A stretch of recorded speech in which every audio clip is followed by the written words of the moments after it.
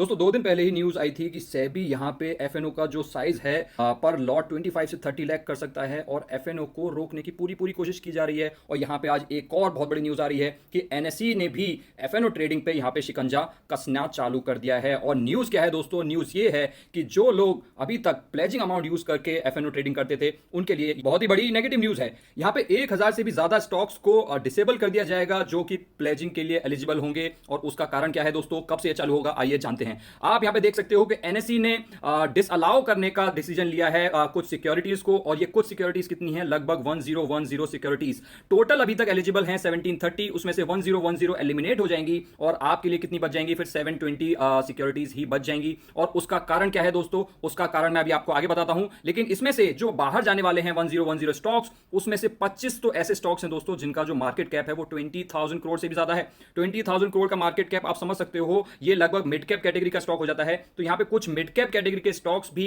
इस लिस्ट से आउट होने वाले हैं। और उसमें से कुछ नाम मैं आप लोगों को बताता हूं, Adani power, yes bank, Suzlon, Paytm, हुडको, भारत डायनेमिक्स, गो डिजिटल और भी बहुत सारे स्टॉक्स हैं जो इस लिस्ट से बाहर जाने वाले हैं। तो अगर आप लोगों के पास इनमें से कोई भी स्टॉक है और उसको प्लेज करके आप उसकी मार्जिन को यूज करके एफएनओ ट्रेडिंग कर रहे हैं तो 1 अगस्त से, अभी से नहीं होगा दोस्तों ये इंप्लीमेंट, 1 अगस्त से आपको दिक्कतों का सामना करना पड़ सकता है और आपको मार्जिन जुगाड़नी पड़ सकती है। अब इसका कारण क्या है दोस्तों, इसमें आप देख सकते हो कि एनएसई ने अपनी नई कंडीशंस बताई हैं कि कब कौन सा स्टॉक एलिजिबल होगा प्लेजिंग के लिए। और यहां पे वो कंडीशन क्या है कि पिछले 6 महीनों में 99% ऑफ द डेज में उसके अंदर ट्रेडिंग हुई होनी चाहिए। यानी कि जो स्टॉक है वो हाईली लिक्विड होना चाहिए। ऐसा नहीं होना चाहिए कि भाई उसमें किसी दिन ट्रेडिंग ही नहीं होती है। 99% ऑफ द डेज में ट्रेडिंग होनी चाहिए। और उसके अलावा जो इंपैक्ट कॉस्ट है, 1 लाख रुपए का ट्रेड करने पे जो इंपैक्ट कॉस्ट है सिर्फ 0.1% की होनी चाहिए, इससे ज्यादा इंपैक्ट कॉस्ट नहीं होनी चाहिए। इंपैक्ट कॉस्ट क्या होता है दोस्तों, आपको कोई भी ट्रेड एग्जीक्यूट करते वक्त जो भी चार्जेस लगते हैं उसको यहां पे इंपैक्ट कॉस्ट बोला जाता है और वो 0.1% से ज्यादा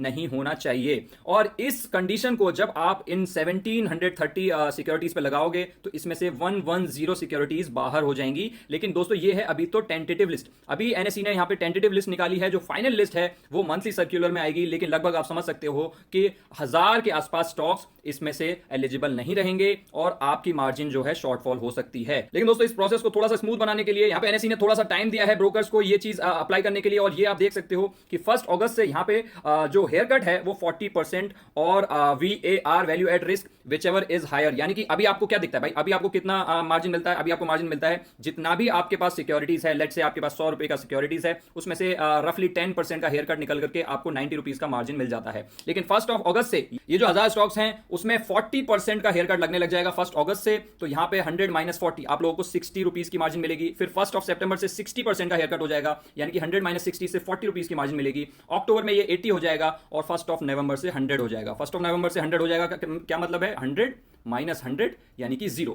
इन 1000 सिक्योरिटीज से आप लोगों को 0 मार्जिन मिलेगी और ये 1000 स्टॉक्स बिल्कुल हट जाएंगे आपकी प्लेजिंग के लिए जो एलिजिबल लिस्ट होती है उसमें से। और क्लियरिंग मेंबर्स को ये रिक्वेस्ट किया गया है कि जो अनअप्रूव्ड सिक्योरिटीज हैं उनको अप्रूव्ड कोलेट्रल से जल्द रिप्लेस किया जाए। और यहाँ पे 3-4 महीनों का टाइम दिया गया है जो कि ग्रेजुअली यहाँ पे आपकी मार्जिन जो है कम होती चली जाएगी इस तरीके से। आप काफी लोगों को लग सकता है कि ये VAR वैल्यू एट रिस्क क्या होता है, तो दोस्तों आप उसकी डेफिनेशन यहाँ पे पढ़ सकते हैं। बेसिकली इसका मतलब ये होता है कि किसी स्टॉक के पॉसिबल मूवमेंट से कितना लॉस हो सकता है किसी पर्टिकुलर लेग में, वो होता है वैल्यू एट रिस्क। और इसी तरीके से आपकी जो मार्जिन रिक्वायरमेंट है फॉर एनी ट्रेड कैलकुलेट होती है, उसमें VAR is just one of the components. उसके अलावा और भी चीजें होती हैं, for example ad hoc margin होती है और उसके अलावा एक और तरीके की मार्जिन होती है। तो ये कॉम्प्लेक्स तरीका होता है मार्जिन को कैलकुलेट करने का जिसमें से VAR एक सिग्निफिकेंट कंपोनेंट बनाता है कि आपको उसमें पर्टिकुलर ट्रेड में कितना रिस्क है। और इस तरीके से आपको सेबी के द्वारा तो जो चीजें होंगी वो तो होंगी ही। यहाँ पे एनएसई ने भी एफएनओ के ऊपर जो लोग लोन्स के भरोसे हैं, जो लोग प्लेजिंग के भरोसे हैं, बेसिकली जो लोग कोई भी तरीके का रिस्क ले रहे हैं एफएनओ में, उसके ऊपर शिकंजा कसता हुआ नजर आ रहा है और एफएनओ ट्रेडिंग को यहाँ पे मुश्किल से मुश्किल बनाया जा रहा है, specially for low ticket traders. लेकिन दोस्तों यहाँ पे एनएसई या सेबी कुछ भी करे, हमारा ये जो ऑप्शन सेलिंग चैलेंज है ये चलता रहेगा। इसके डे 10 ऑलरेडी हो चुके हैं और आज मैं पोस्ट करूंगा डे 11। और आज तो एक एक्सपायरी भी है, तो हमें एक न्यू लेग भी लेनी है, न्यू पोजीशन भी लेनी है, तो उसकी सारी अपडेट्स आज मैं पोस्ट कर दूंगा।